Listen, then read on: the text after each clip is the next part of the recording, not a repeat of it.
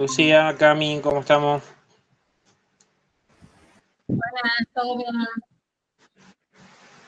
Aquí estamos. ¿Te llegó la notificación de Drive, Marcos? Creo un ratito. Sí, me acaba de llegar, digamos, literal. Lo acabo de ver. Bien. Bien.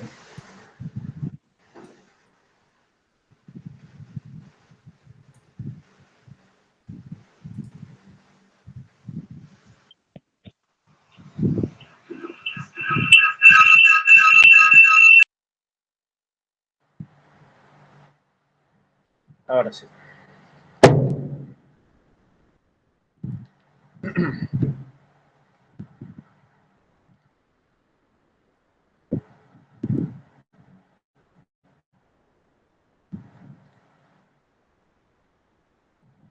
Ya lo esperamos a Ever y empezamos. Gonzalo me dijo que no se puede conectar hoy a la tarde, pero bueno. Los mantengo al tanto de las 9. Obviamente esto lo voy a dejar por escrito en WhatsApp enseguida. Me dijo que mañana sí puede él por lo menos juntarse a las 18. Si quieren que nos desocupemos más temprano, bueno, eso ya lo vamos a charlar en WhatsApp. Si no, en principio seguimos con el horario normal, así que no sean problemas.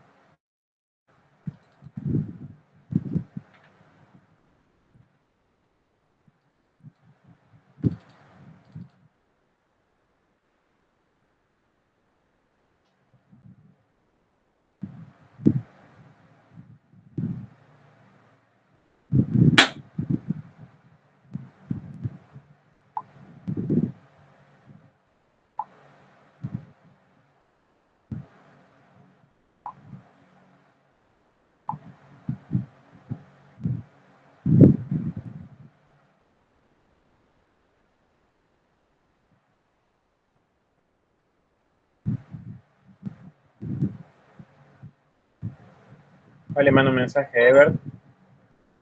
Ahí me dice que ya se conecta.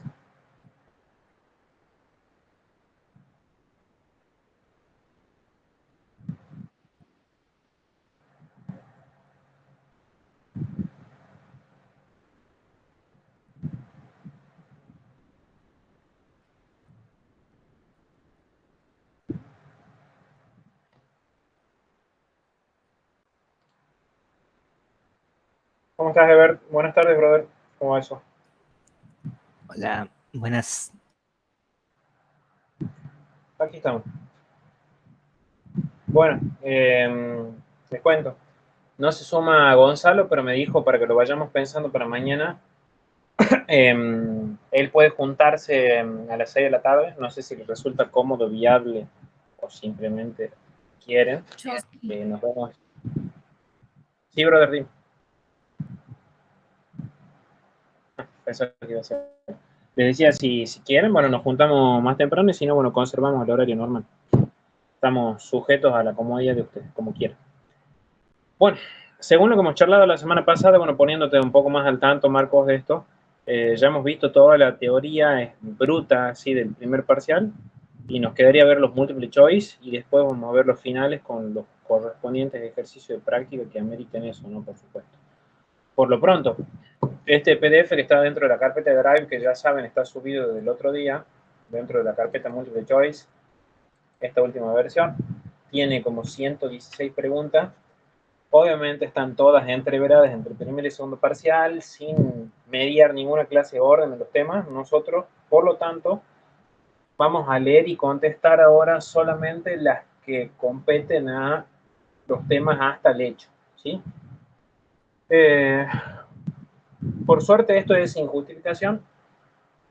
No es la respuesta más sana, es decir, si quieren se lo estudian en memoria, cuál es verdadero y cuál es falso, pero ha ocurrido en muy pocas ocasiones que alguna de estas preguntas le cambian alguna palabra, cosa que se invierta el sentido de la respuesta y pase, bueno, de verdadero a falso o viceversa. Así que Es solo como para que lo tengan presente, que eventualmente en algún momento van a crear algunas preguntas nuevas.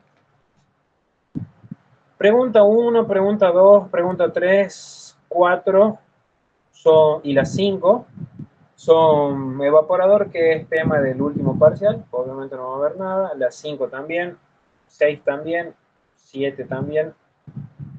Y recién caemos con pérdida de carga en la pregunta número 8. Y dice, la longitud equivalente de un codo de 90 grados es 120 pulgadas cuando su diámetro nominal es de 4 pulgadas. No sé qué tanta retención van teniendo ustedes al respecto de esto.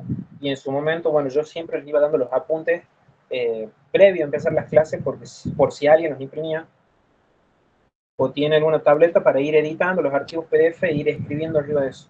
Todos los cálculos que nosotros hacemos de la longitud referida del diámetro, del famoso L sobre D total de los accesorios y todo eso, siempre es referido al diámetro interno. Hay dentro de como 80 preguntas más adelante otra pregunta múltiple choice que hace referencia al diámetro interno. A ver, dirá que la longitud equivalente es, no sé, 180 pulgadas cuando el diámetro es de 6 pulgadas de diámetro interno. Y uno hace 6 por 3, 18 y está. Esto es falso por el solo hecho de que hace referencia al cálculo con el diámetro nominal.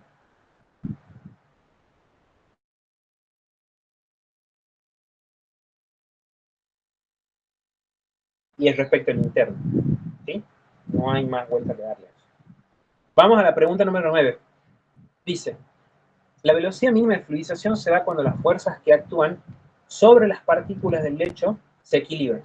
Y esto lo hemos visto hace re poquito en la clase de la semana pasada, que les dije cuando yo mismo fui a consulta en su momento para rendir el final, me comí una puteada por el hecho de que yo había hecho un dibujito con toda la mejor intención del mundo, similar a lo que nosotros habíamos visto en dinámica de partículas.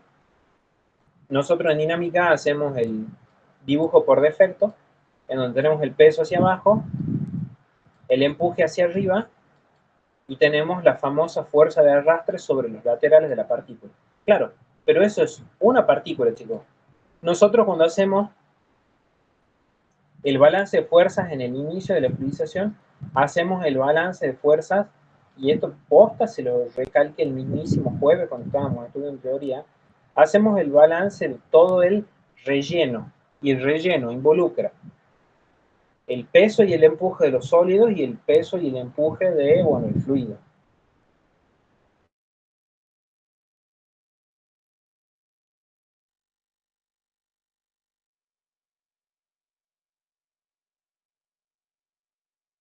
Que no es lo mismo. Que sea despreciable en orden de magnitud si el fluido es grave. Así que eso es falso. ¿Bien? Ya que estamos, dice la pregunta número 10. La eficiencia de sedimentación fraccional es igual a la masa que sedimenta sobre la masa total de sólidos que ingresa al sedimentador. Y esa es una de las preguntas que yo le dije que son tramposas porque uno lo lee de corrido y parece ser cierto. Sin embargo, esto está mal. ¿Por qué? Porque me dieron el enunciado de rendimiento fraccional, pero me dieron la definición del rendimiento global.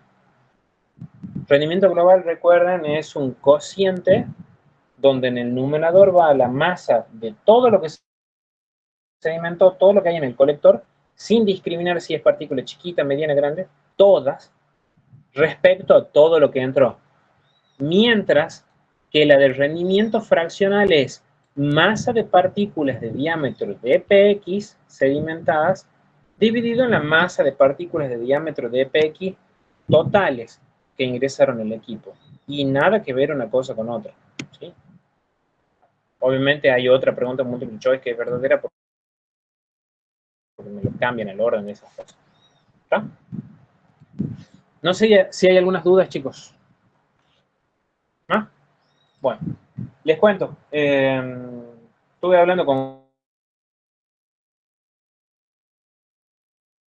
que bueno, justo no está en clase ahora, me dio el acceso con su cuenta al pase virtual, con una mano en el corazón. No me puse a descargar los archivos, pero sí los he visto. Digo, sí, ¿por qué tan barato el comentario? Por ejemplo, la pregunta número 11, que hace referencia a la definición del NPCH requerido. A ver, siendo un poquito más pícaro, Multiple choice de este tipo no creo que le tomen porque es muy probable que en la teoría que les pidan de bomba, si le toman bomba obviamente, les pidan definición de NPCHR y estaría bueno como que la estudien de la diapositiva que vieron el año pasado.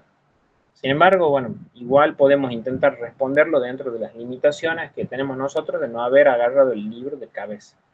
Y dice, la carga neta de succión positiva que requiere una bomba, creo que ya se sobreentiende cuando dice requiere bomba, es el famoso NPCHR, y valga la redundancia, en algún momento lo hemos comentado, que ese famoso NPCH requerido es un valor que va a ir incrementándose a medida que aumente el valor del caudal que circule por la bomba. ¿Por qué? Si aumenta el caudal que circula por la bomba, significa que es porque se le está entregando al fluido una mayor cantidad de energía cinética. Entiéndase por mayor energía de ese impacto del rotor de la bomba sobre la partícula. Y si hay un mayor incremento de la energía entregada, significa que la variación de la energía cinética que sufre la partícula en el ojo de la bomba es mayor. Por lo tanto, en ese balancecito de energía que en algún momento vimos, el término de energía cinética crece todavía más y por ende el término de energía asociada a la presión decrece aún más. O sea que hay más riesgo de que cavite la bomba cuanto mayor sea el caudal. Una cosa que es intuitiva después de todo. Es cierto, mientras más grande sea el caudal, más precaución debo llegar a tener de que llegue con más energía el fluido, no vaya a ser cosa que empiece a formarse unas burbujas en el rotor. ¿Y qué dice acá? La carga neta de succión positiva que requiere una bomba es la mínima energía que tiene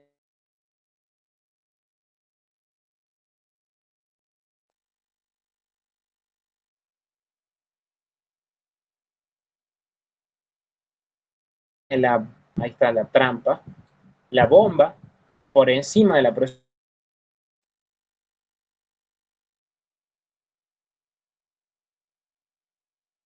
de vapor para que esta no caiga. Timbo, disculpa, no sé si soy yo nada más, pero te escucho cortado, digamos. O sea, hay frases. Y yo pensé que era mi wifi. Yo también pensaba que era mi wifi. Te cortan 5 segundos, digamos, de respuesta por ahí, digamos. Qué raro.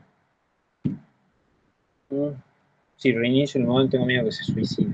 A ver, bánqueme que cambie. Estaba con la tablet, me conecto con el celular por las dudas y creo que la conexión del audio, o sea, que se gasten los datos, que se haga agua, no pasa nada, va a ser más estable que el wifi. Deben un segundito.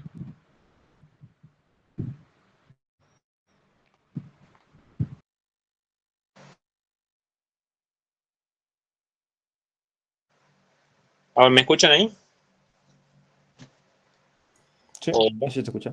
Bien, bueno, probemos con esto que tengan paralelo los datos con el wifi y así sea mejor la conexión. Les decía, acá lo que hace que esto sea falso es de que acá diga bomba. Es el fluido el que debe tener una energía mínima como para poder cumplir con ese requisito. ¿No? Vamos a la pregunta número 2. Y esta es una así bien dispar, bien extraña, porque no está asociada a ningún razonamiento de la carpeta y es un poco más de sentido común. A la curva característica de la bomba la obtienen los fabricantes realizando ensayos para los distintos sistemas. Y fíjense qué descabellada que suena la idea, o sea, yo fabricante de bomba tengo que fabricar una bomba e ir a probarla en cualquier instalación y ver cómo responde, siendo costosísimo construir su curva, lo cual desde ya parece ser falso. Y obvio que lo es. ¿Cómo se hace el ensayo de la bomba para ver cuál es su desempeño? Ustedes deben ubicar que el fabricante de las bombas nos da la famosa gráfica de altura de elevación en función del caudal, una curva que normalmente es monótona decreciente, que incluso ni siquiera está intersectada con el eje X, que ya les había mostrado en su momento, si es que tenemos la desgracia de tener que renegar con hacer conexión de bombas en serio en paralelo, que a esto lo podíamos extrapolar hasta intersectarlo con el eje X, y ese famoso valor es el caudal máximo de vacío, y esta intersección con el eje Y es la altura máxima de elevación de esa bomba para un rotor que gira a un determinado número de revoluciones y tiene un determinado diámetro de rotor. ¿Sí? Ahora, ¿cómo hace el fabricante para construir esa curva? Imagínense que ustedes tienen un grifo ahí en el jardín de su casa y tienen conectada una manguera con el que están regando las plantas. Y están sentados en una silla y ven que si la manguera está tirada en el piso, sale mucha agua.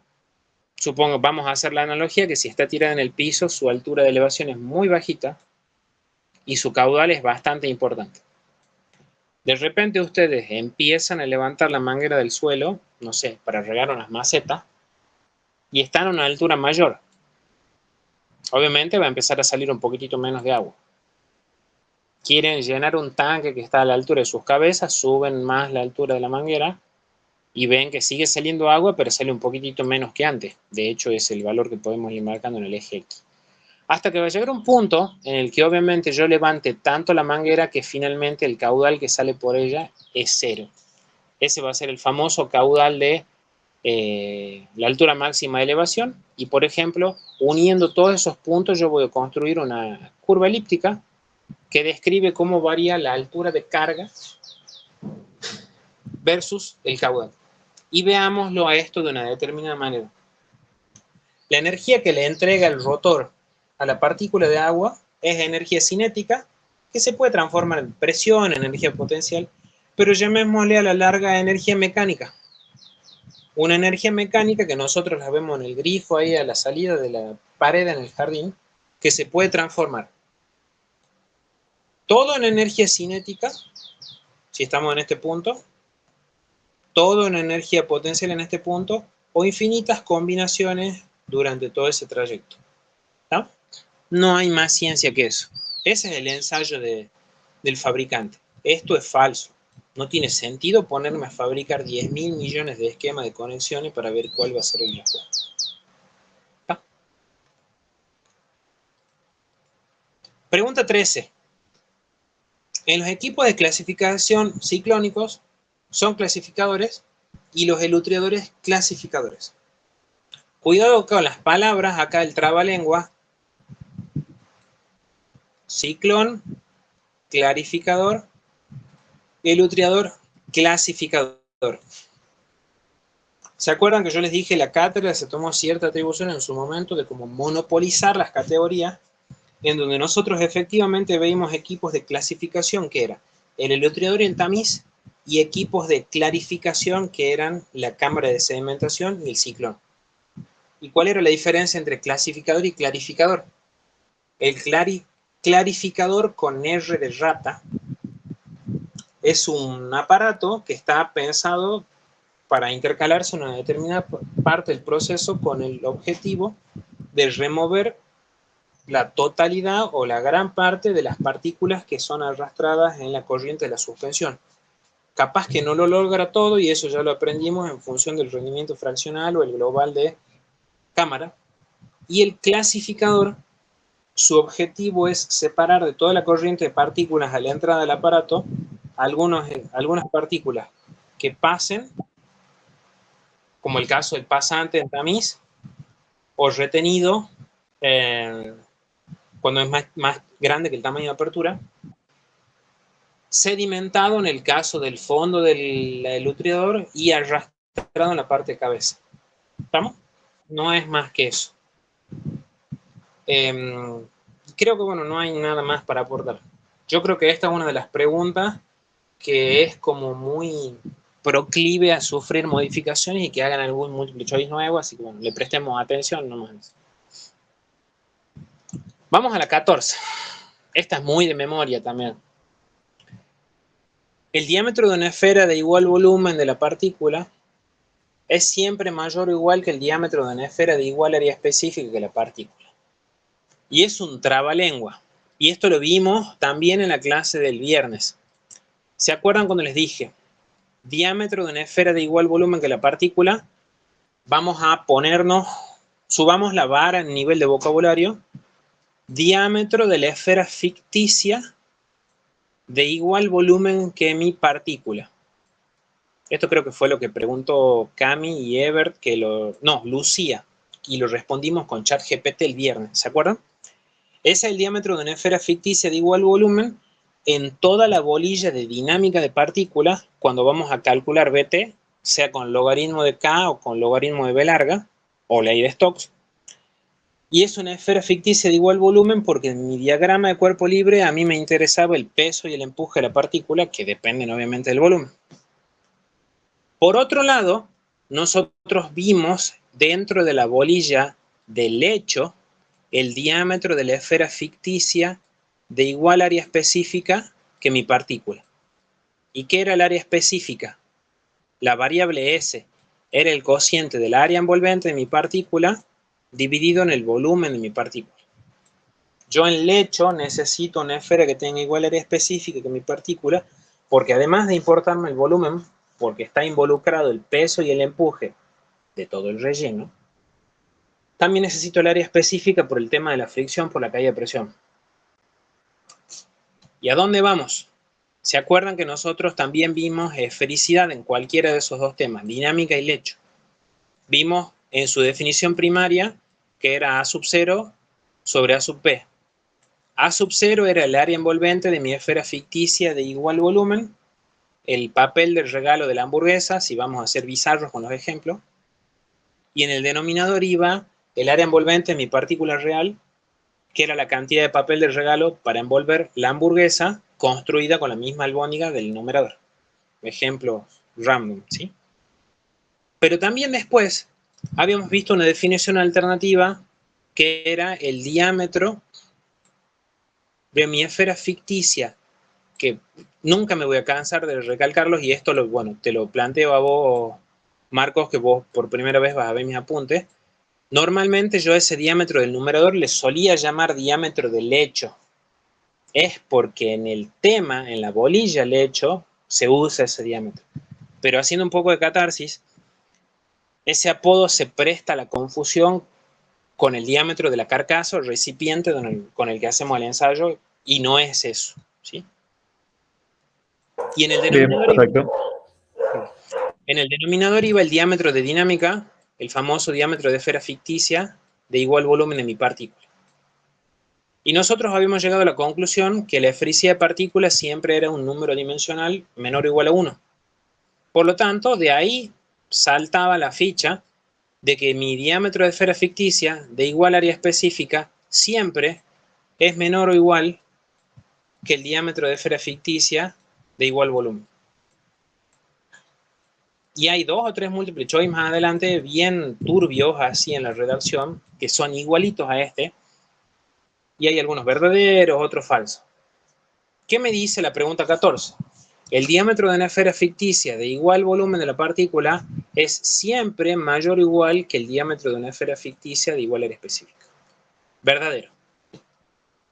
Habrá otros que me relacionan el área específica con el volumen, el diámetro de la esfera ficticia con el área sola, o volumen con volumen, o área con área, y todo eso es falso.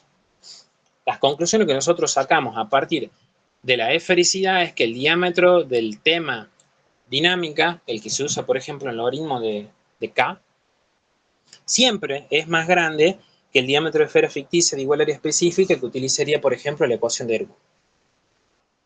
Menos mal que esto no hay que demostrar, porque si no, menudo laburo ponerse a escribir esto. ¿Estamos? No sé si hay alguna duda, chicos.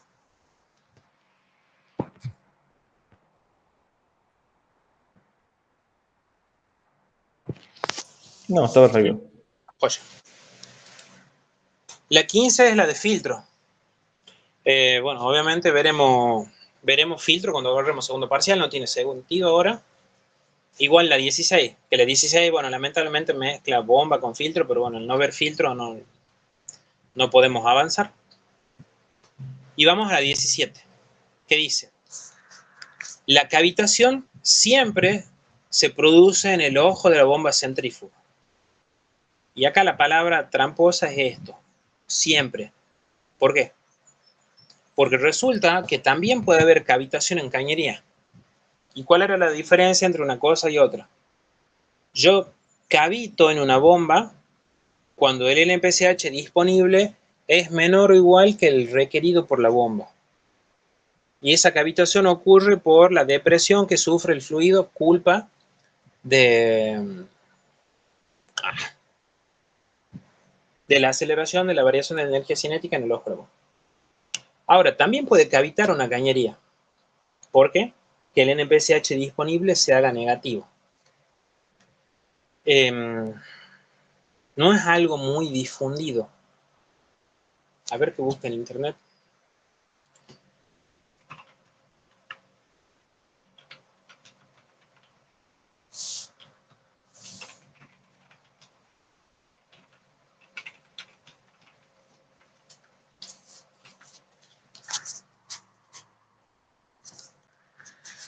¿Saben qué estoy buscando? A ver, ya comparto esta pantalla. Y esto está bueno para que ustedes sepan cultura general. En algún momento van a ser ingenieros, Dios quiera. En los edificios, no voy a encontrar un maldito dibujo.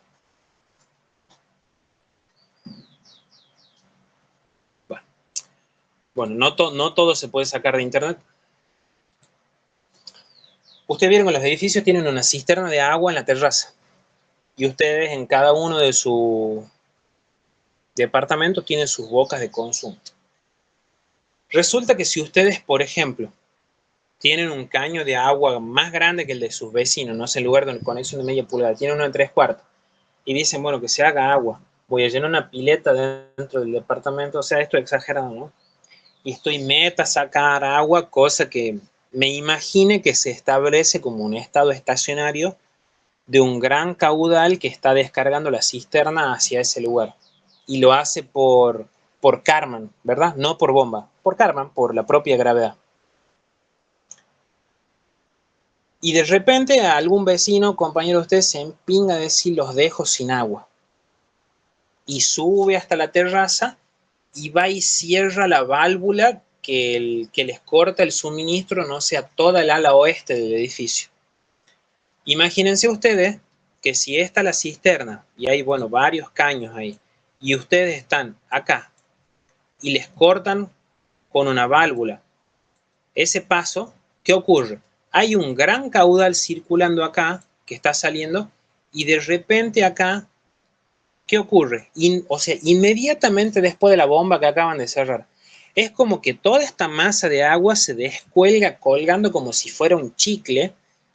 Sé que no son las palabras adecuadas, pero en ese punto, si ustedes sentí esa dislexia, si ustedes hicieran un balance de energía entre la salida a la válvula y el grifo de la descarga de su departamento, van a ver que la presión en ese punto es menor que la de vapor o menor que la atmosférica. ¿Por qué?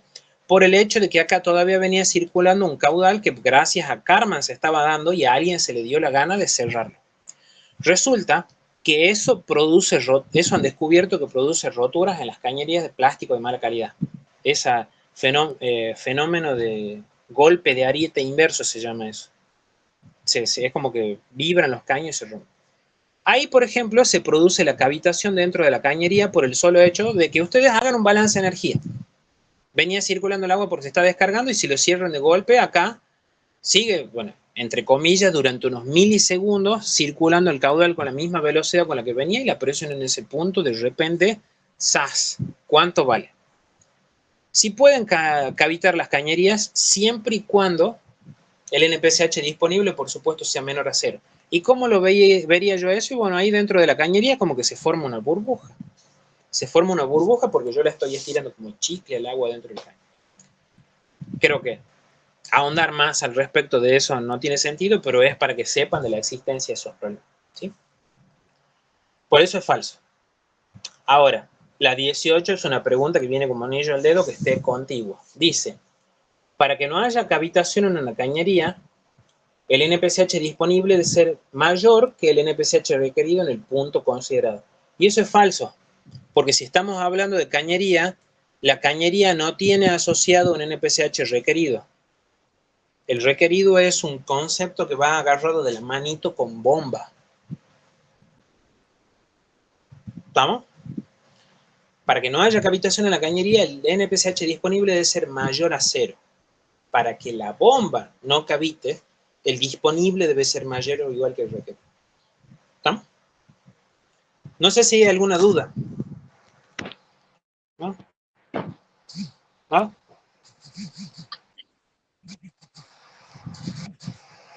Justo estoy contestando en WhatsApp en un chico. Pregunta número 19.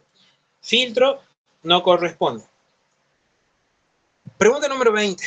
Esta es una de las que está en los ejercicios de final, es una de las que más se repite. Y dice, para una mezcla de partículas A y B, con rangos de partículas, no sé, el que sea, pero claramente no son iguales. La relación de separación es 10/90 dividido en eso. En contexto, la relación de separación era dPA sobre dPB igual a ρB menos ρ sobre ρ menos ρ. ¿Quién era dPA? El diámetro de la partícula más chica de la sustancia más densa, y dPB el diámetro de la partícula más grande del menos denso. ¿Me podrías decir cuáles eran eso, Iván? La partícula más grande, más chica de A, y el de la más grande de B.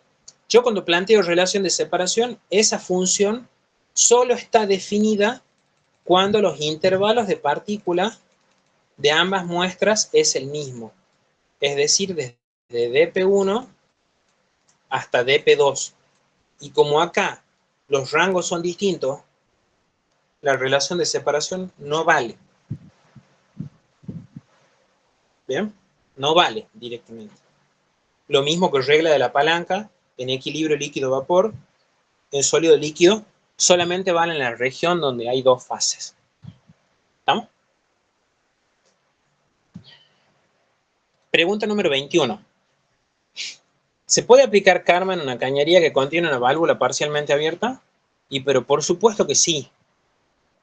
Yo siempre, me voy a acordar por ahí de parciales que han sido épicamente útiles para explicar cosas. El primer parcial 2018 que se resolvía con Karman tenía un tanque, tenía un codo, tenía una válvula.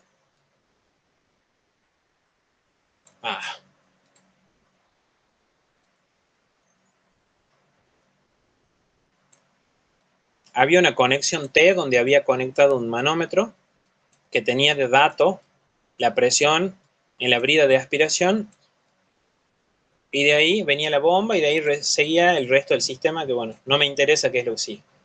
Y nosotros en ese ejercicio hacíamos Karman no entre el punto 1, no sé, a este le llamemos punto 3, y el resto del sistema no se iba hasta el punto 2.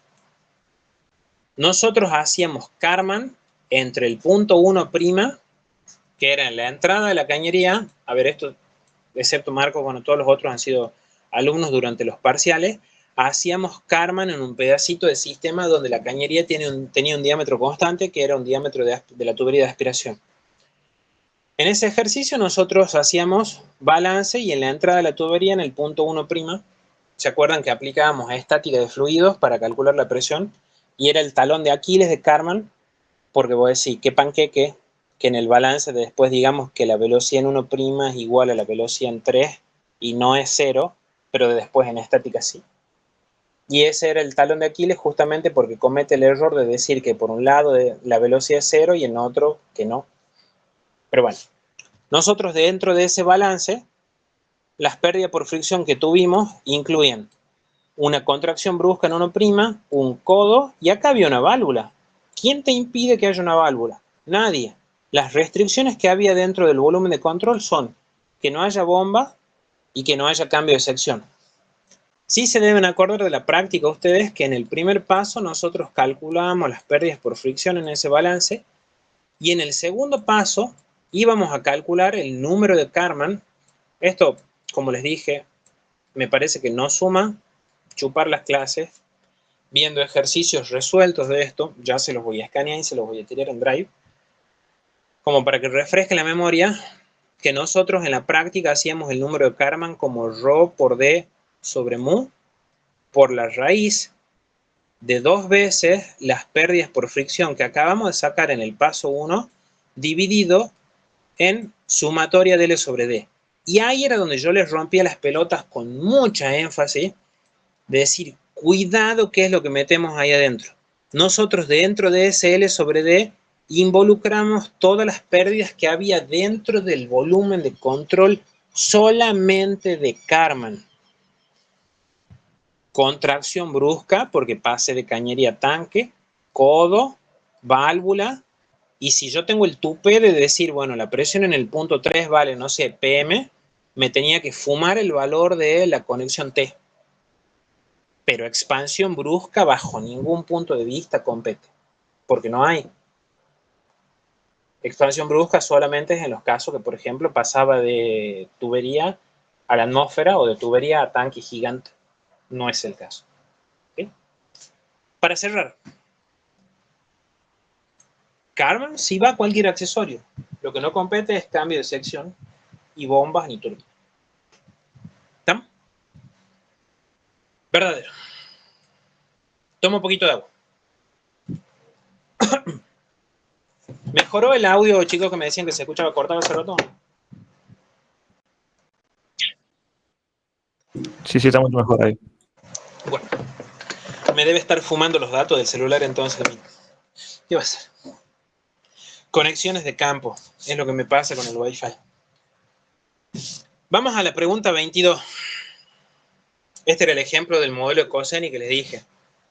Hay un montón de multiple choice que largan definiciones así que parecen ser ciertas, pero que lo haya dicho Coseni es otra historia. Repasemos teoría, ignoremos lo que dice ahí la preposición, que esa es la palabra correcta. Coseni dijo que mi modelo ideal tenía la misma altura que mi modelo real, o sea, el L. Segundo, que la relación de volumen de vacío a volumen de sólidos era la misma, o traducido en criollo, un equivalente, que la porosidad del modelo es igual que la de la vida real. Y tercero, que la superficie de los capilares, la superficie lateral es igual a la superficie de roce de todas las partículas. Dicho en criollo de otra manera, la superficie de roce en ambos modelos es la misma para que la pérdida de carga ante la circulación de fluidos sea la misma.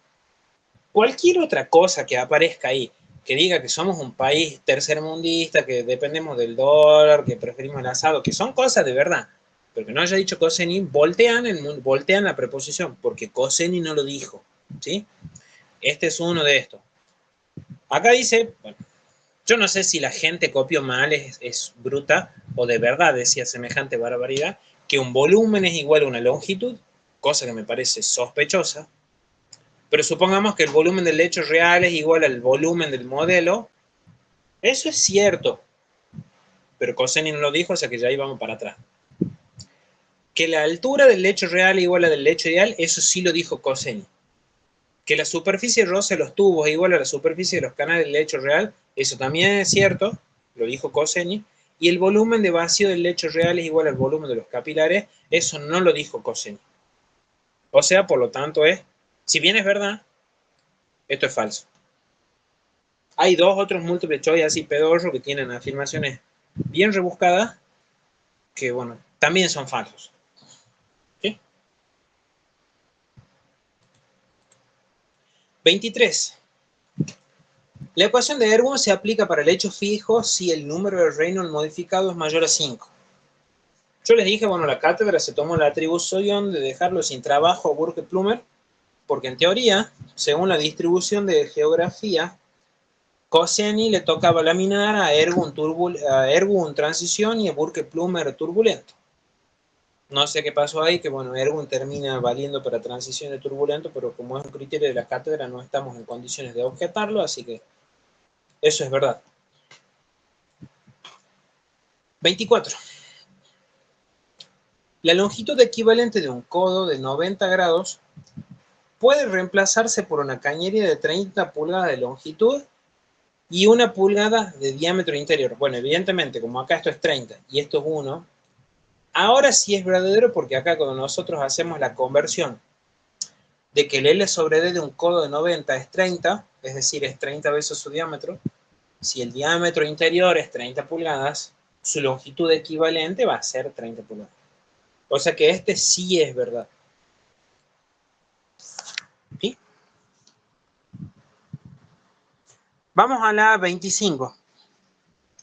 Y no sé si te acuerdas, Ever, cuando vos consultabas la otra vez, cuando estábamos haciendo la gráfica de la estrangulación a la descarga. Permítanme abrir otra Sí, vez. es De la gráfica, la curva de curva del sistema cuando se incrementa. Esto quiero compartir otra pestaña.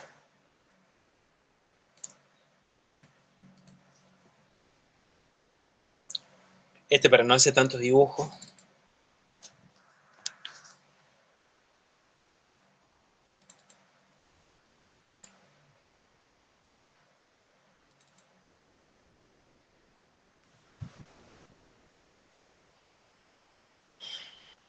Bueno, vos no lo viste esto, Marcos, en detalle todavía, pero bueno, ya te lo explico en 2 patadas, de paso repasamos todo.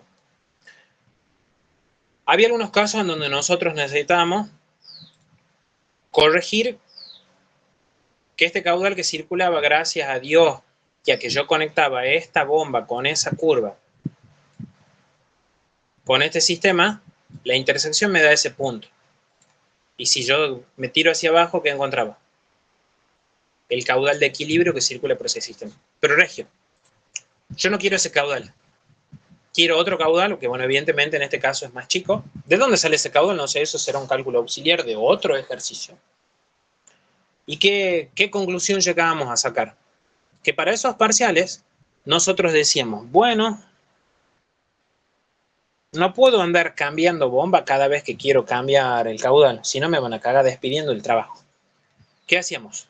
Es decir, conservamos la bomba y lo que hacemos es modificar el sistema.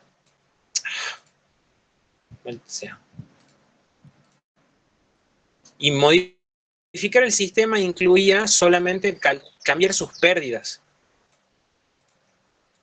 No cambiaba la ordenada al origen. No hay chance en el planeta que yo ande cambiando de posición los tanques dentro de una fábrica. Es ridículo. ¿Qué es lo que hacía yo? Cerraba una válvula que podía o no estar incluida en el sistema. Si no estaba, la agregaba en la zona de la descarga. De tal manera que cuando yo la cerraba, pasaba de tener originalmente estas pérdidas por fricción con esa intersección a estas nuevas pérdidas por fricción con esta nueva intersección. Nueva intersección que surgía porque decir, yo quiero este caudal, me va a dar ese trabajo, estas son las nuevas pérdidas, y por ende, la diferencia entre las pérdidas que tenía antes y la que tengo ahora son justamente por el aporte de esa válvula. ¿Y qué dice acá? Al cerrar una válvula en un circuito aumenta la carga desarrollada por la bomba. Bueno, yo empiezo a tirar semillas para el futuro, a ver si brota el árbol. Cuando la bomba es centrífuga, si yo empiezo a cerrar la válvula, obviamente el caudal se va a ir haciendo más chico. Ahora, ¿qué pasa si la bomba es de desplazamiento positivo? ¿Cambia? ¿Qué va a pasar? Ay, casi.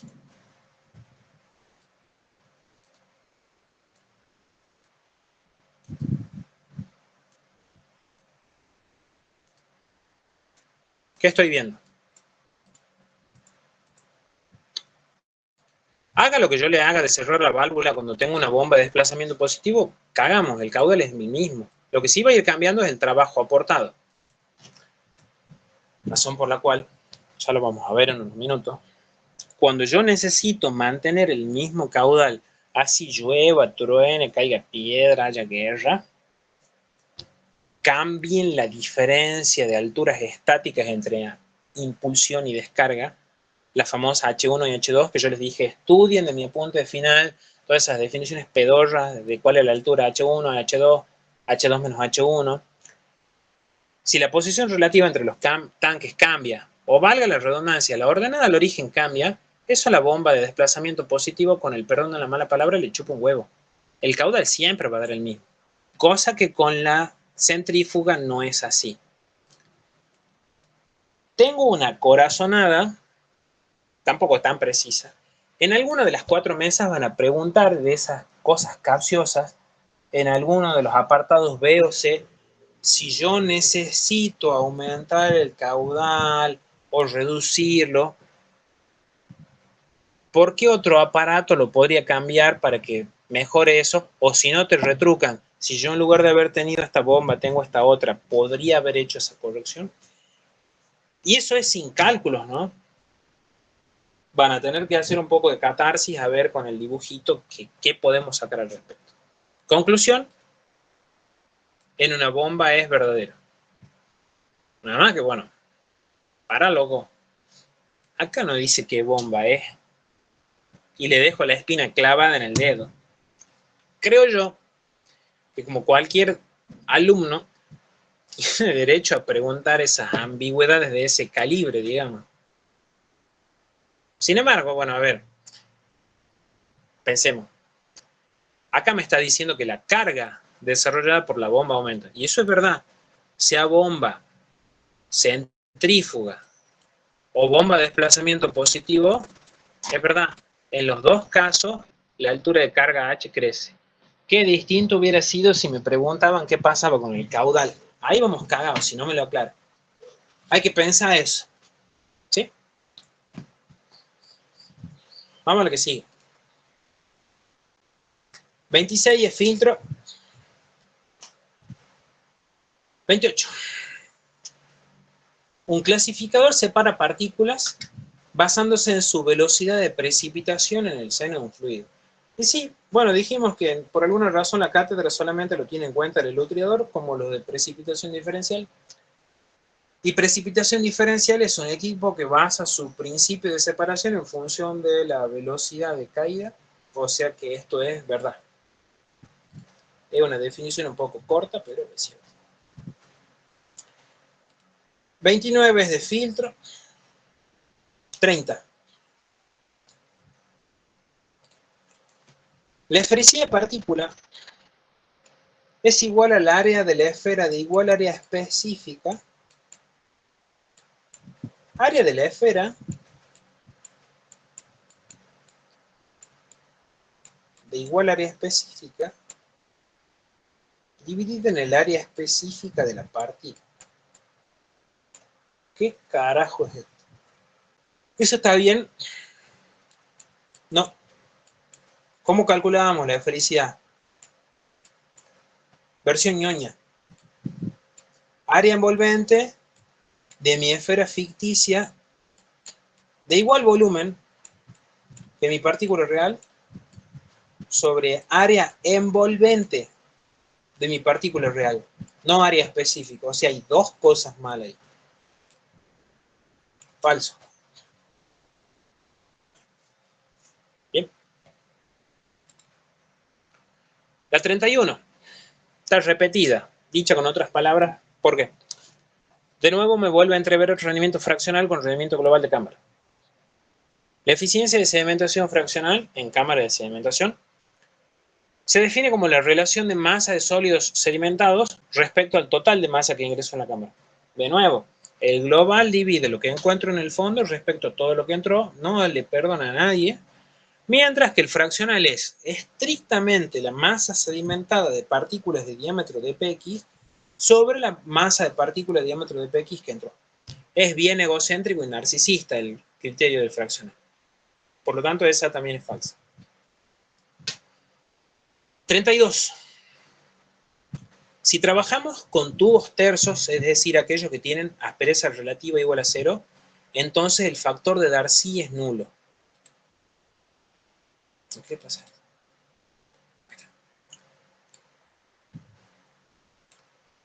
Ábaco de Moody. No seamos pajeros. Sí está acá el paquete de copia. Aparte voy a demorar menos buscando el paquete de copia.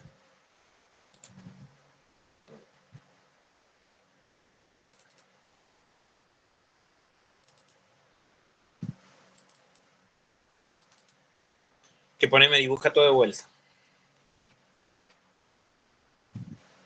El ábaco de Moody, sistema de ejes cartesianos. En el eje horizontal, ¿qué tenemos? El número de Reynolds de cañería. Van a tener que voltear la cabeza. Apéndice C3. Y en el eje vertical, ¿qué tenemos?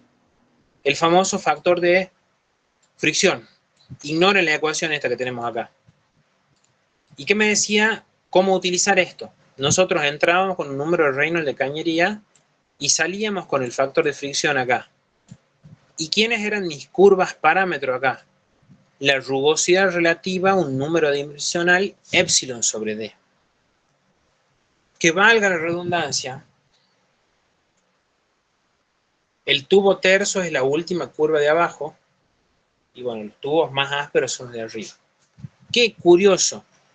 Supongamos que yo tengo un número de Reynolds, pongámosle un color que se note un poco más, no sé, de 75.000. Si mi tubo tiene una aspereza relativa de 0,03, F vale 0,06. Si mi tubo tiene una aspereza de 0,004, mi aspereza es 0,032. Pero un momento, si mi tubo es terso, es decir, mi aspereza relativa es 0, F es igual a 0,018. Ni en pedo es 0. Y claro, cuando vos tenés un tubo terso, tu F varía en ese rango para ese valor de número de Reynolds. Claro, cuando epsilon sobre D es 0, tú... Ay, perdón, ¿por qué nadie me reta? Yo estaba recién miro para el otro monitor, tengo dos, que estaba marcando en una pestaña en la que no estaba marcando nada. Perdón. Voy de nuevo. ¿Cómo trabajamos en esta gráfica? Entro con un determinado número de Reynolds, no sé, les digo, 80.000. Si yo tengo un tubo que tiene un factor de fricción, perdón, una aspereza relativa de 0,03, el factor de fricción vale, no sé, 0,06, un poquito menos. Si mi tubo tiene una aspereza relativa de 0,08, mi factor de fricción vale, no sé, 0,032. Ah, pero si mi tubo es terso, mi aspereza relativa es 0 porque es la última curva de tubos terso. Mi factor de fricción es 0,018, pero ni en pedo es 0. Claro, para este valor de número de Reynolds, mi F varía en este rango y este es el más chico. Cuando yo tengo tubo terso, el factor de fricción es mínimo. Pero nunca es 0, chicos. Si F fuera 0, las pérdidas serían 0. Cosa que es inaceptable de acá a la China. Si yo tengo un sistema que tiene pérdidas por fricción, por el solo hecho de existir la tubería, ¿no? Y ya que estamos con este dibujo, se deben acordar que esto era un recurso muy de la práctica, que menos mal que ya no luchamos con ese fiambre. Hay una curva ahí de línea de trazo donde todas mis líneas o curvas parámetros vean, o sea, y no es que esté guitarreando, son líneas horizontales. Ese era un recurso, por ejemplo, que nosotros utilizábamos a nuestro favor cuando teníamos problemas de bombas y queríamos encontrar cuál corno era el caudal. Y obviamente que si no teníamos el caudal, no podíamos calcular las pérdidas por fricción y tenían dos incógnitas en mi balance de energía. Así de la oreja les digo, problemas de bombas tipo 1, ¿no? Que son los que se resuelven sin curva. Entonces nosotros suponíamos régimen netamente turbulento, es decir, cualquier punto que esté de esa curva de color que yo les marqué recién, para valores de número de Reynolds mayores para allá, para la derecha sería, el factor de fricción es independiente del número de Reynolds y es constante. Ese era un recurso que a veces nos salvaba las papas también en problemas de bombas tipo 2 para evitar tener que hacer una columna más con el número de Reynolds y otra más con el factor de fricción. Y bueno, nos ahorraba un poco de labor. No sé si se acuerdan toda esa ceremonia horrorosa de práctica, pero bueno, creo que era un buen momento como para comentar. ¿Alguna duda, chicos? ¿Algo que pueda hacer por ustedes? ¿No? Continuemos.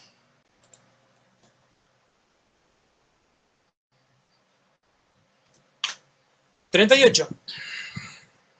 Si dos bombas cumplen con los requisitos de selección para un dado sistema, elijo la bomba de menor potencia al freno. ¿Qué se entiende por requisito de selección? Creo que todavía no estamos en condiciones de hacer semejante cantidad de práctica porque nadie de este grupo ha visto todavía en el repaso lo que era selección de bombas, que esto, bueno, queda pendiente ya cuando resolvamos la denuncia del final, justamente va para repaso, para cierre. Si es problemas tipo 1, tipo 2, definíamos el primer ítem por altura de carga o caudal, el segundo por cavitación, el tercero por potencia del freno. Si nosotros luego de someter varias bombas a distintos mecanismos de evaluación y veíamos que varias de ellas cumplían con todo ello, yo me quedaba con la bomba que tenía menor potencia el freno porque es la que a la larga me generaba menores costos operativos. Yo no discuto que por ahí sonaría más intuitivo elegir la que tiene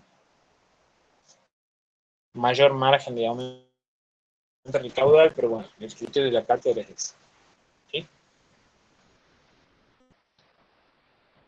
Vamos a la 39. Esta la vimos también hace poquito, el viernes. La velocidad mínima de fluidización puede calcularse utilizando la ecuación de Ergun e igualándola al valor de la caída de presión del lecho ya fluidizado sobre la longitud del lecho fijo. ¿Qué es lo que me hace ruido a mí? Que si bien esto es cierto, nosotros encontramos BF en la práctica igualando la ecuación del balance de fuerza con Ergun, pero yo también podía tener un lecho fluidizado en régimen laminar. También podría calcularla con coseni e igualarla al balance de fuerza. Es cierto. Y los chicos me decían, bueno, Iván, vos le buscás la quinta pata al gato. Acá dice puede. No es un imperativo que dice se calcula. Así que bueno, dándole la razón a ese punto de vista, es cierto. Sí podría calcularla de esa manera, entre comillas, siempre que el Reynolds me lo permita. ¿Estamos? 40. Dinámica. En régimen de transición, la forma de las partículas no afectan el valor del coeficiente de arrastre y por ende no influye en la fuerza de arrastre. Vamos a repasar dinámica de partículas. Nosotros hemos visto la famosa gráfica 22.1 del Brown, la de coeficiente de arrastre CD versus número de Reynolds de dinámica, donde las curvas parámetro, ¿quiénes eran acá? La esfericidad de partículas. Nosotros necesitamos entrar con el número de Reynolds de dinámica y salir eventualmente con el coeficiente de arrastre. Pero un momento. Si yo voy a hacer ese método gráfico así, necesito la esfericidad. Y la forma de las partículas. Sí influye después todo. Por supuesto que si yo estuviera en régimen laminar, el coeficiente de arrastre, ¿cómo se calculaba? Como 24 sobre número de Reynolds de dinámica. Y es un momento ideal para refrescar la memoria a algo que acabamos de ver. Nosotros en pérdida de carga vimos que el factor de fricción se calculaba en función del número de Reynolds común y corriente de cañería, y acá la curva parámetro era la aspereza relativa, y si no, cuando yo estaba en régimen laminar, el factor de fricción se calculaba como 64 sobre el número de Reynolds de cañería. Qué interesante. Así como el factor de fricción en régimen laminar es independiente de la aspereza relativa de la tubería, porque en régimen laminar predominan las pérdidas por fricción en el seno del tubo respecto a la de las paredes. En dinámica de partículas, el coeficiente de arrastre es independiente de la forma de la partícula cuando yo estoy en régimen laminar. Ah, pero si estoy en régimen de transición o turbulento, cagaste. En transición o turbulento necesitas la aspereza relativa del tubo en pérdida, como necesitas la forma de la partícula en dinámica. ¿Estamos? ¿Dudas, preguntas, espacio de esparcimiento, aporte de los alumnos? ¿Nada?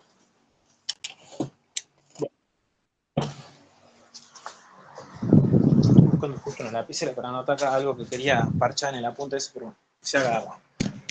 Vamos a la que sigue. La 41. Evidentemente eso es de tercer parcial, evaporador, falta una vida. Tercer parcial, tercer parcial, tercer parcial, tercer parcial. Y recién aparece una en la 52, que dice, medio repetida, pero con otras palabras, para evitar la cavitación en una cañería, la altura neta de succión positiva disponible, o sea, el NPCHD, en el punto considerado, debe ser mayor que la altura neta de succión positiva.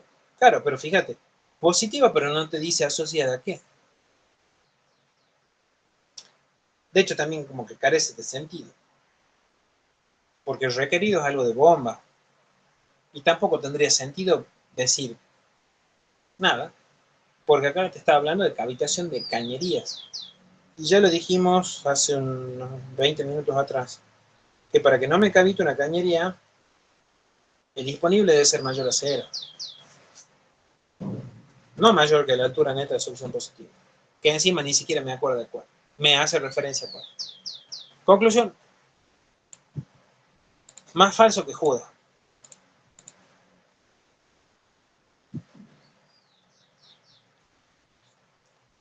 ...56...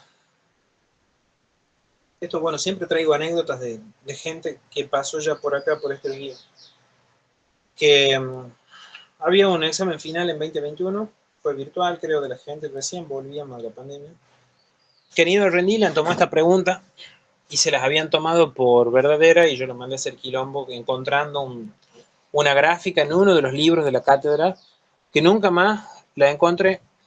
Tendría que ponerme a rastrear en internet, que dice que cuando se produce la cavitación de la bomba, si bien es cierto que empieza el principio del fin, que se va a cagar muriendo la bomba, destruyéndose, no es algo que ocurre de manera súbita o abrupta, como lo dice acá. Es como que empieza paulatinamente a formarse una nube de espuma o burbujas adentro de la bomba, y obviamente ya es un proceso irreversible, a menos que nosotros la paremos a la bomba, le detengamos todo. Y acá dice, al producirse la cavitación, las curvas de altura de carga, de potencia del freno y rendimiento caen abruptamente a 0. No, falso. Es algo que progresivamente se va dando. ¿Qué decirles de esto? Me parecería totalmente desubicado de parte de la cátedra que den algo de eso ahora, siendo que no le enseñó corno esto. En 2024, por lo menos de lo que yo iba viendo a los chicos que iban dando en el cursado, eso no nos lo explicaba. Pero bueno. No quiero ser como los políticos de prometer algo que después no voy a cumplir, pero voy a hacer el intento de buscar en internet esa gráfica, a ver si con eso, bueno, me creen que digo la verdad. ¿Sí? Pregunta 57. Yo les dije que había que estudiar ciclón, pero era muy chiquitito el speech. Había que decir. Toma un poquito de agua.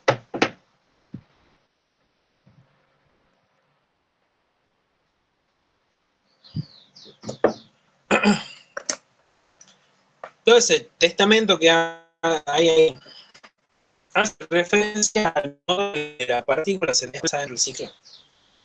Y yo le dije, lo único que rompían las pelotas con esto era lo del detalle de cómo era la forma de la boca de entrada del ciclón, ¿no?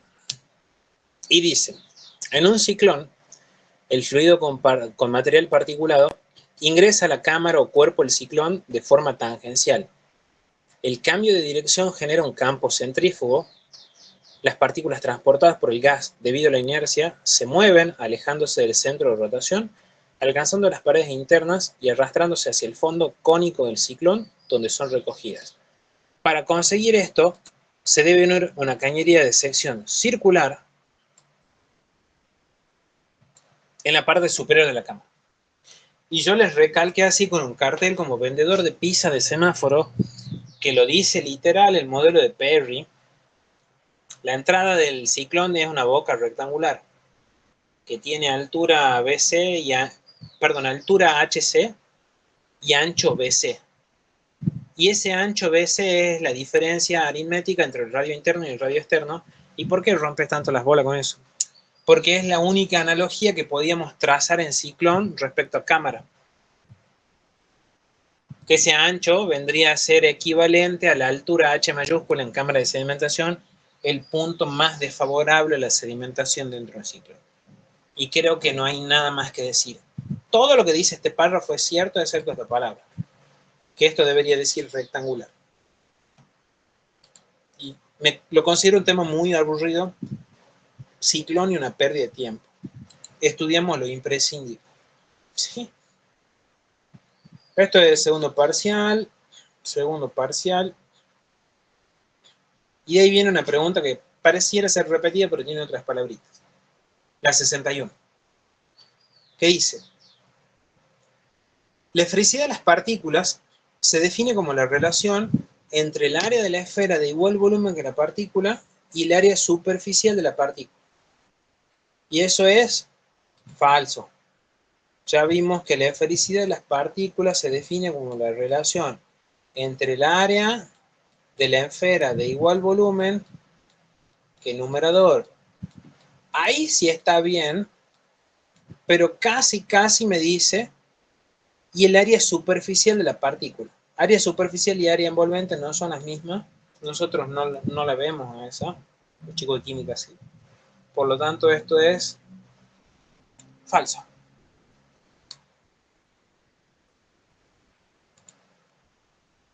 $62. Tramposa esta. La rugosidad relativa se define como la altura promedio de las proyecciones de la rugosidad de la pared. ¿Y quieren que les diga algo? Esa es la definición de rugosidad absoluta. Epsilon. Epsilon, a secas, es una unidad de la altura promedio de las rebarbas que tiene el tubo por el que circula el fluido. Claro, tiene unidad. La relativa, que es epsilon sobre d, es adimensional y esa no mide nada, es un cociente de una cosa sobre otra. Falso.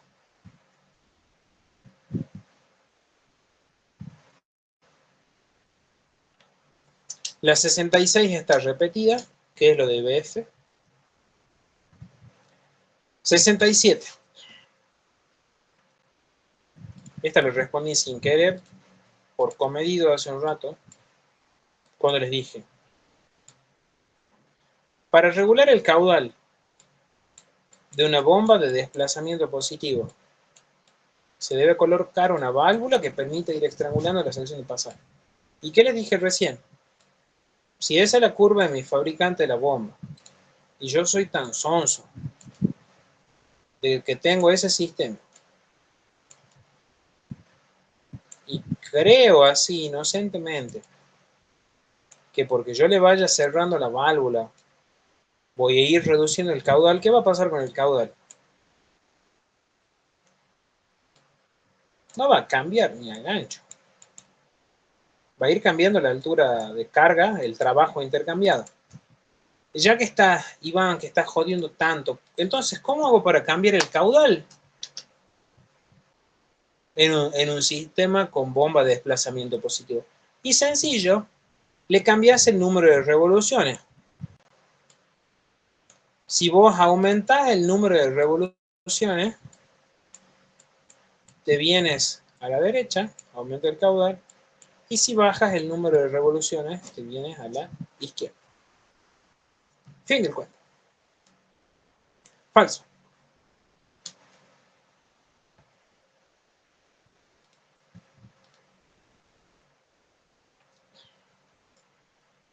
$70.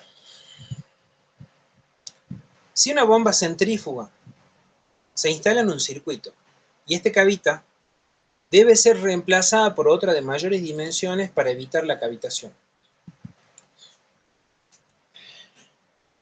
¿Qué entenderíamos nosotros por mayores dimensiones? A ver si vibramos en las mismas ideas. Yo tengo esa bomba con ese rotorcito así, tipo alfajorcito, que gira así. Y por X razón ese sistema no funciona. Y vengo, guarango, y compro una bomba así de guasa con una bomba más grande, ¿eh? Digamos lo en criollo. Y que sea más grande debe ser que sus rotores más grandes.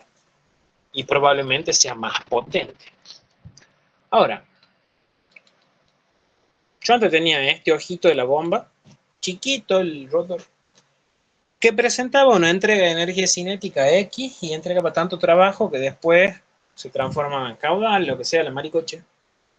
Pero esa entrega de trabajo venía dada de un incremento de energía cinética asociada a una disminución de la energía de presión, por ende necesitaba de un valor en concreto X de NPCH requerido. Visto considerando que ese sistema no funca, vengo y compro otra bomba más grande que tenga un rotor más grande, más potente, más pulsudo. Es muy probable que la entrega de energía cinética que entregue ese rotor sea mayor que la del modelo de la izquierda de la pantalla, y porque es más pulsuda. Si tiene una mayor entrega de energía cinética, seguro que tiene asociada una mayor disminución de la energía asociada a la presión. O sea, peor, el NPCH requerido que voy a necesitar para enmendar esa cagada que me estoy mandando va a ser todavía más grande.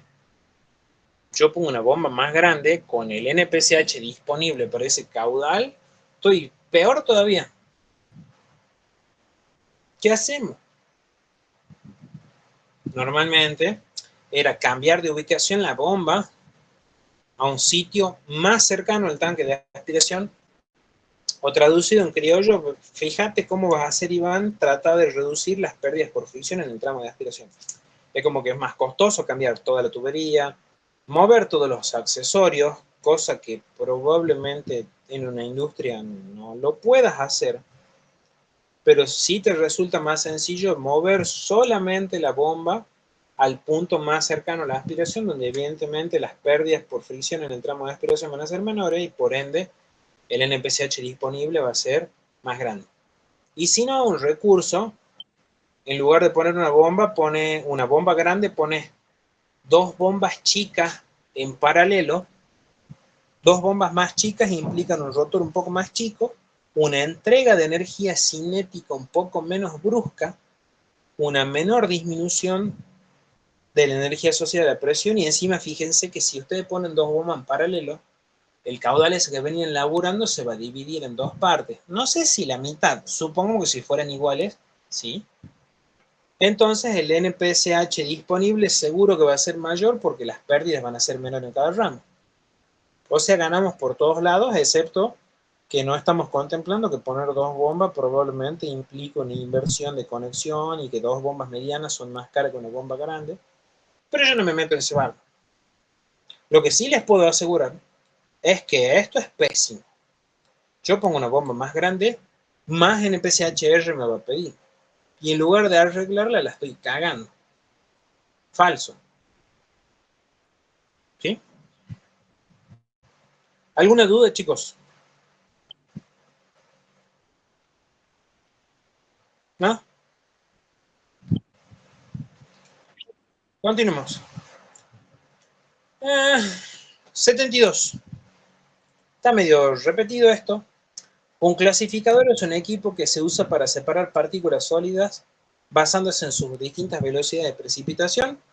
Y sí, un clasificador es un elutriador que basa su principio en precipitación diferencial, lo cual diría casi es la definición de elutriador. 73. Para bombear un líquido desde un tanque a otro elevado, donde el nivel es variable. Mi maldita curva del sistema tiene ordenada el origen variable y yo quiero mantener constante el caudal de la bomba. Lo más adecuado es una bomba centrífuga.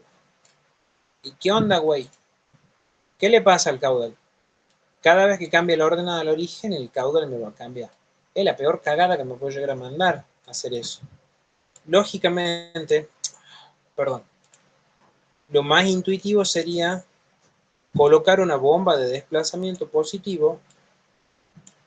Total, yo ya sé que llore, pátele, se tire de cabeza, el sistema incrementa las pérdidas por fricción, cambia la ordenada al origen. El caudal de prepo va a ser siempre el de la misma recta vertical de la curva del fabricante de la bomba. Moraleja, falso. ¿Estamos? 74. En un ciclón, el gas entra en la cámara. No sé si sonaba el micrófono. En un ciclón, el gas entra en la cámara superior tangencialmente y desciende en espirales hasta el ápice de sección cónica. Luego asciende en un segundo espiral con un diámetro más pequeño y sale por la parte superior a través de un ducto vertical central. Aparentemente no tiene nada conflictivo de lo que nosotros vimos del modelo de Perry, así que ese sí es verdadero. La 75 es del tercer parcial. Lady Raúl también es tercer parcial. La 77 está repetida, que es el de Ergun con Reynolds igual a 5.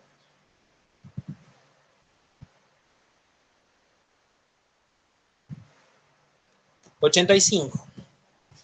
Esta está muy parecida a la número 9 o 10, nada más que esta ya sí es verdadera y la otra decía justo lo mismo, pero con diámetro estándar. Un codo normal de 90 puede reemplazarse por 30 pulgadas de cañería recta de 1 pulgada de diámetro interno. Y yo les dije, siempre que nosotros hacemos referencia al L sobre D, lo tenemos que hacer respecto al diámetro interno. Por ende, es verdad. ¿Sí?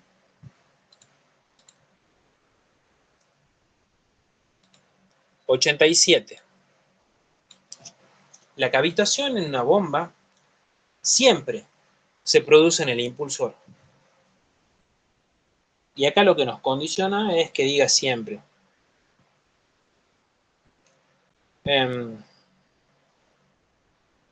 No necesariamente. Si es culpa de la bomba, siempre empieza en el impulsor, pero se empieza a propagar por entero. Pero tranquilamente podría, ¿se acuerdan en el parcial ese 2018 que les dije que teníamos un codo, una válvula, manómetro y bomba? Por algún problema de cálculo o alguien que se olvidó cerrar esta válvula, parcialmente, si esta bomba entra a laburar y está muy emocionada, ahí en la válvula esa va a haber una estrangulación bastante importante, que las pérdidas en el tramo de aspiración van a ser importantes, de tal manera que quizás, si uno hace un balance, cuando nosotros hacíamos Karman ahí, qué sé yo,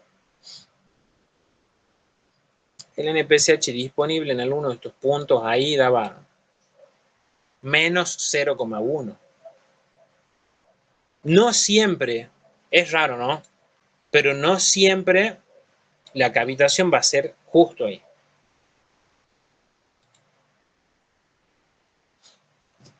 $90. Un clasificador, este está repetido pero dicho con otras palabras, es un equipo que separa partículas sólidas basándose en las distintas velocidades de precipitación. Y sí, si el clasificador es un elutridor, el elutridor se basa en precipitación diferencial, que es la separación por distintas velocidades de precipitación. Punto. Es verdad, lo dice la Gaceta. 91. Cuando se cierra una válvula en un circuito, aumenta la carga desarrollada por la bomba. Esta está repetida. Que yo les dije, bueno, más allá del tipo de bomba que tengamos, si es de desplazamiento positivo o centrífuga, la carga siempre va a crecer. Ahora, si me preguntaban del caudal, ese era otro mambo.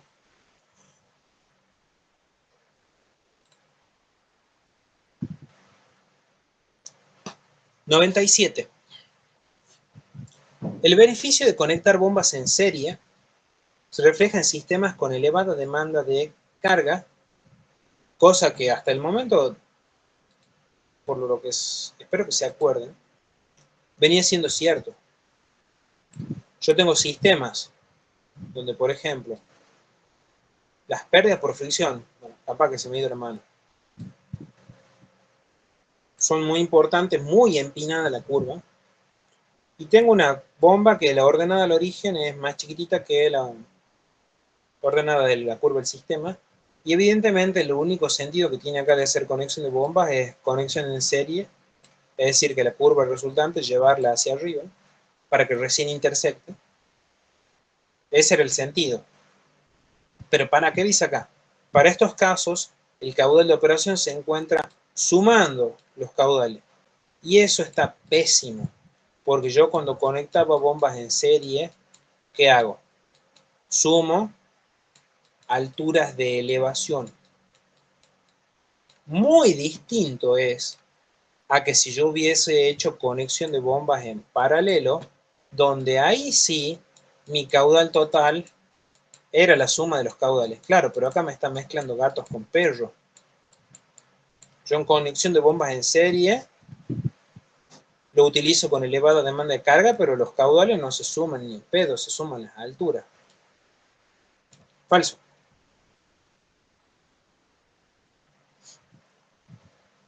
$98. Les dije que esto era una pregunta que empezaron a tomar en química y ligamos de rebote nosotros, porque nosotros no vemos sedimentación retardada, que dice, el proceso de fluidización de sólidos granulares es el proceso contrario a una sedimentación retardada.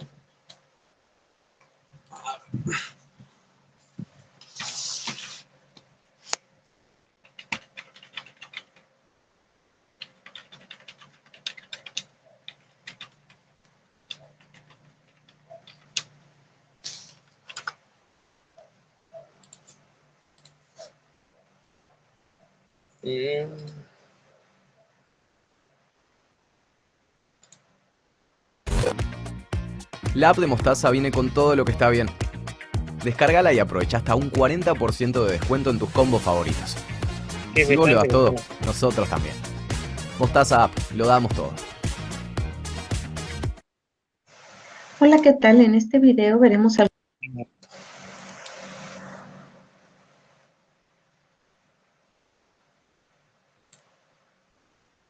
Bueno, sedimentación retardada, esto lo ven los chicos de química, es cuando tenemos partículas en una mezcla de barro, por ejemplo, con tierra muy finita, y que se empiezan a asentar muy lentamente. El chiste, bueno, ahí cuando vemos las partículas caer, es que estas son de distinto tamaño. Cuando es sedimentación retardada son todas chiquititas y prácticamente no hay interacción entre ellas. Si yo, por ejemplo, la veo a la película avanzando, las partículas caen, ¿verdad? Pero si lo hago al revés, las partículas suben. Es el proceso inverso al de la fluidización, que cuando yo supero el umbral de la famosa velocidad de fluidización, las partículas empiezan a despegarse entre sí. Justamente lo que dice esto, que es el proceso contrario, porque en el de la fluidización mi lecho se desempaqueta, mientras que cuando se está sedimentando, el lecho se está empacando. Esto es remil cierto. ¿Está? Vamos a la 99. Esta fue una de las últimas preguntas de múltiple choice que agregaron, que me empujó a agregar ese parche en el primer PDF de coeficiente de resistencia. Y dice, el coeficiente de resistencia K, utilizado para encontrar el famoso L sobre D en cañerías, para ensanchamientos y contracciones bruscas, es independiente del sentido de flujo. Y yo ya les había retrucado en algún momento que dentro del mismo paquete de copia, este es el grafiquito de ensanchamiento súbito y contracción súbita. Yo puedo tener una tubería que pase de diámetro finito a diámetro grande, y eso es expansión súbita, y cuando vuelvo de tubería gorda a tubería finita es contracción súbita. Refinemos el vocabulario. Contracción brusca es un fenómeno que ocurre cuando yo paso de un tanque de brutales dimensiones generalmente desconocidas, a una tubería de aspiración de tamaño conocido. Expansión brusca cuando paso de cañería a tanque de descarga. Otra vez la desproporción. Ahora tengo ensanchamiento súbito cuando yo paso de un diámetro conocido a otro un poco más grande, y contracción súbita cuando es el proceso inverso. Esta gráfica la utilizamos siempre haciendo el cociente geométrico entre el diámetro chiquitito de 1 sobre el diámetro grande de 2, siempre. Obviamente la relación geométrica, si voy de un lado para el otro, es la misma porquería. Lo que va a cambiar es, cuando yo esté trabajando con contracción súbita, voy a intersectar con esa recta vertical que está en línea de trazo, en la curva de contracción súbita, y si voy en el proceso contrario, voy en la de expansión súbita. Y a kilómetros veo que en este eje vertical yo veo el coeficiente de resistencia para el cambio de sección. Qué curioso que yo acá veo el coeficiente de resistencia para el ensanchamiento súbito es mayor que el coeficiente de resistencia para la contracción súbita. ¿Y qué era el coeficiente de resistencia? Era una constante tal que a nosotros nos permitía calcular las pérdidas en ese accidente de manera aislada como coeficiente de resistencia por la velocidad al cuadrado dividido en 2. Y vos decís, boludo, pará. Las pérdidas por fricción son mayores cuando me expando que cuando me contraigo. No tiene sentido. Viéndolo así, por supuesto que no. Pero desde el vamos ya les puedo decir, no da igual si voy de un lado para otro.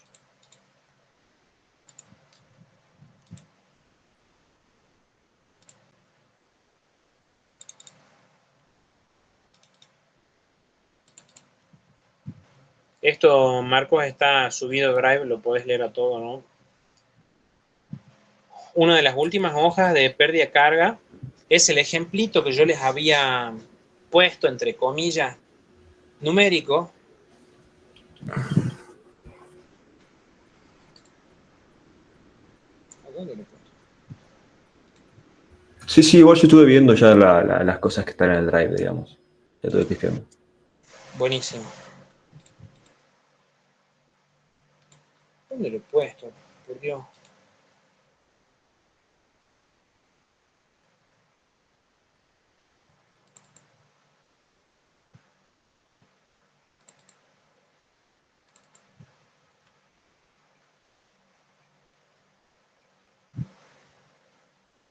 ¿Qué va a decir? Que lo moví de carpeta y no sé dónde lo dejé tirado. A ver, vamos a hacer.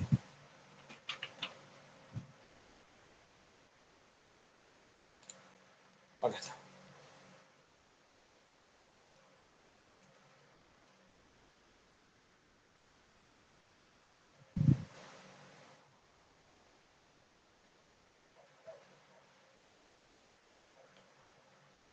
Ya se va a dignar en cargarse esto.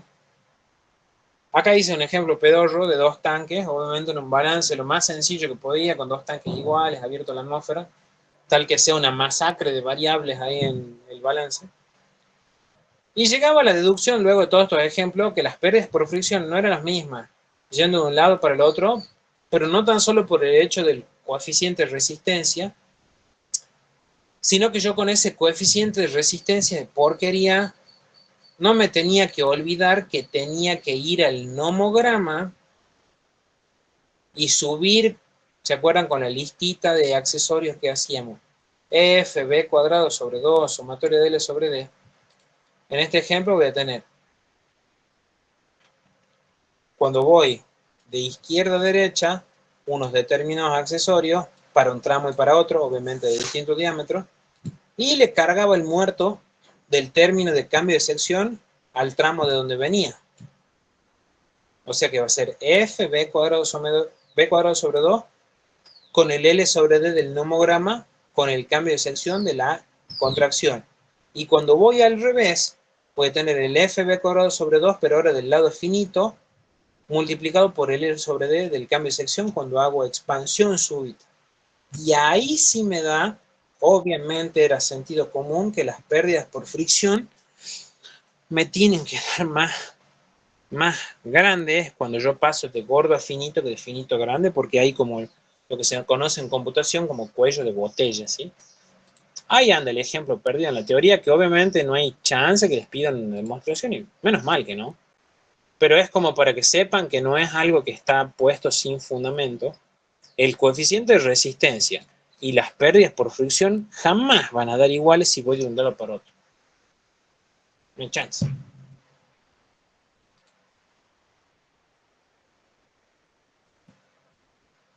(103) Para bombear un líquido que debe ser dosificado en un tanque, manteniendo la cantidad del mismo constante, está repetido con otras palabras, se debe utilizar una bomba de desplazamiento positivo. O sea, yo siempre que necesito un caudal constante, el secreto es la bomba de desplazamiento positivo. Sea de engranajes, pistón, diafragma, paleta, pero centrífuga ni ancho. 104. Parecida a la de hace rato. El beneficio de conectar bombas en paralelo se refleja en sistemas con baja demanda de energía o carga, lo cual es verdad. Nosotros utilizamos conexión en paralelo cuando eran bastante tristes las curvas del sistema.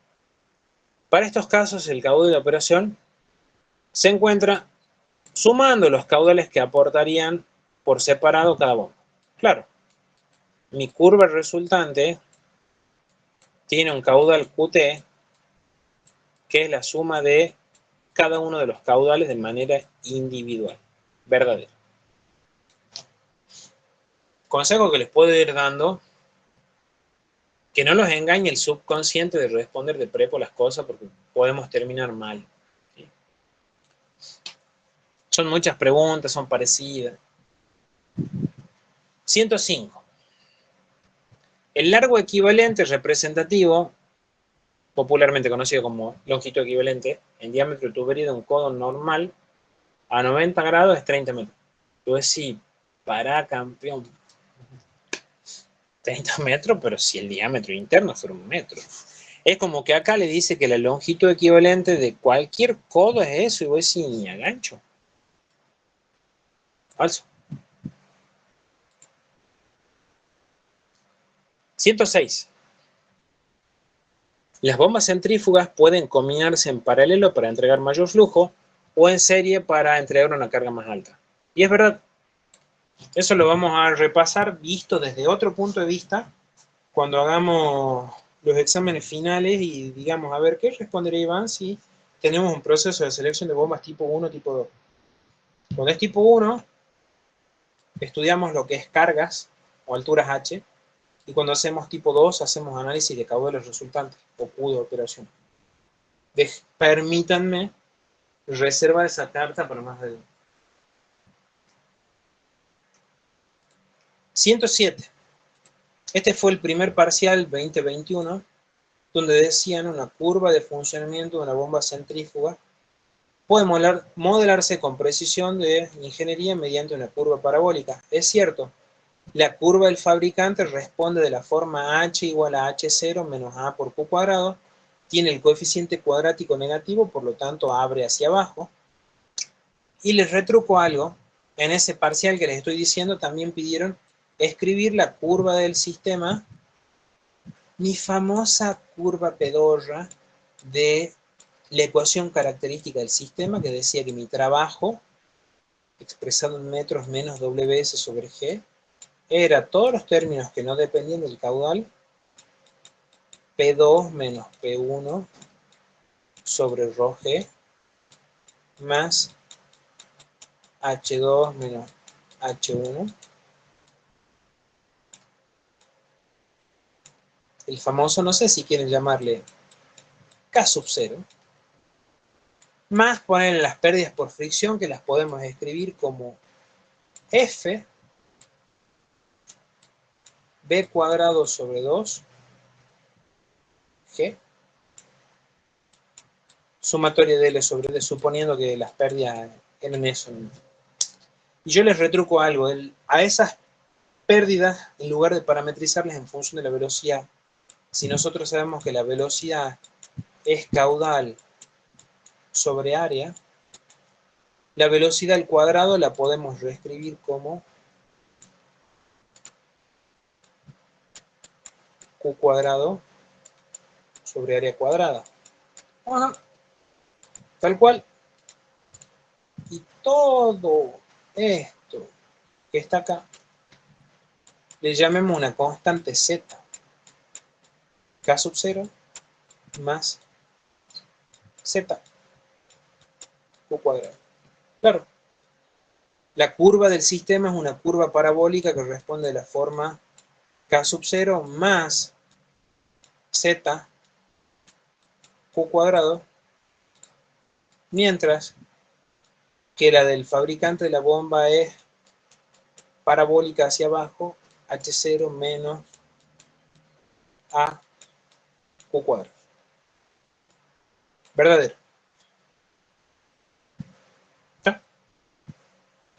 Y ya que está, respondamos a la 108, que dice, la intersección de la curva, presión, flujo del sistema, la más conocida como curva del sistema,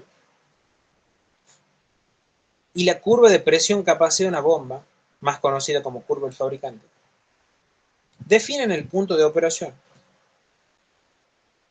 Punto de operación que me da el caudal hacia abajo y el trabajo intercambiado hacia el costadito. Verdadero. ¿Estamos?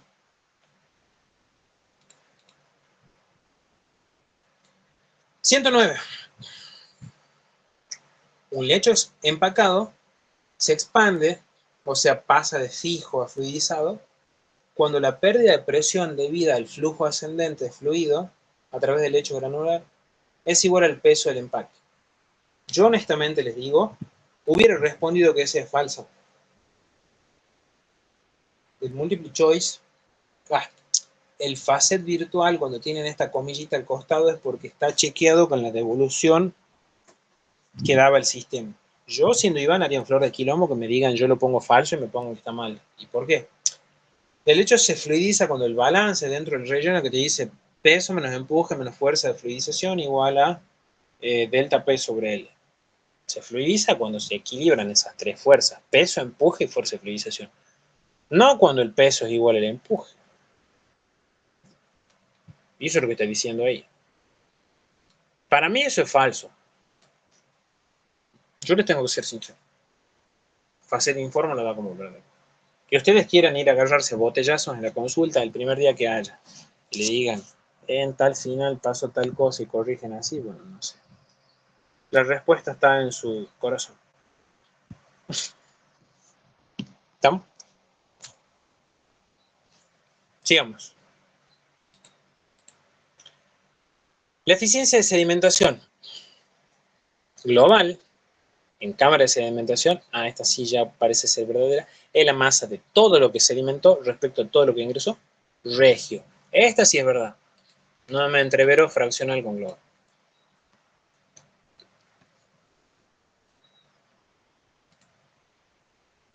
Y bueno, sí. Esa era la última del primer parcial.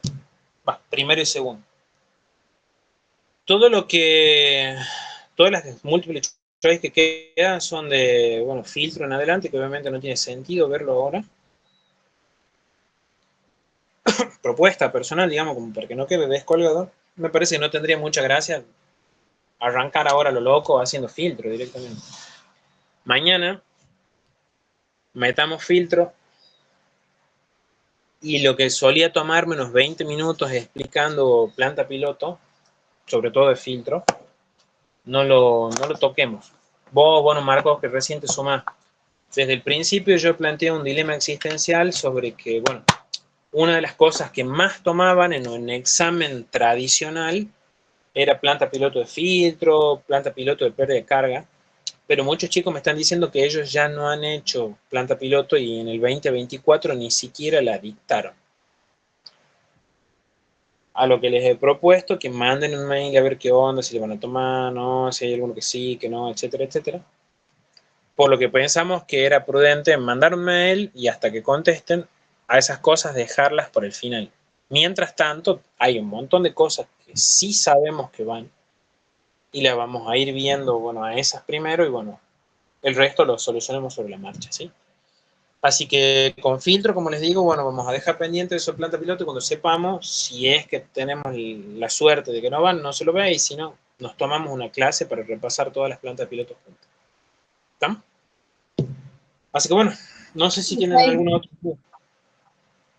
Algo que pueda hacer por ustedes. ¿No? Les cuento que hay gente que tiene que recuperar los parciales de operaciones. Me mandó un mail para ver cuándo es la fecha y no hay señales de vida de nadie. Así que bueno, no se lo tomen personal. No pasa nada. Pero bueno, seguimos nosotros con nuestro plan principal. Así que bueno, nos vemos mañana. No estaban todos, no sé si cuando les comenté que Gonzalo me dijo que él podía mañana a las 6 de la tarde, ya que están todos prestándome atención, si lo podemos definir a eso ahora, mejor para mí. Por mí no tengo problema. Ever, Marco. Sí, no hay drama. Yo creo que tampoco tengo un problema, creo. Listo. Bajamos el martillo para las 6 de la tarde entonces mañana. Organícense y nos vemos. Éxitos, chicos. Que tengan buenas tardes. Adiós. Igualmente, hasta luego. Chao, chao.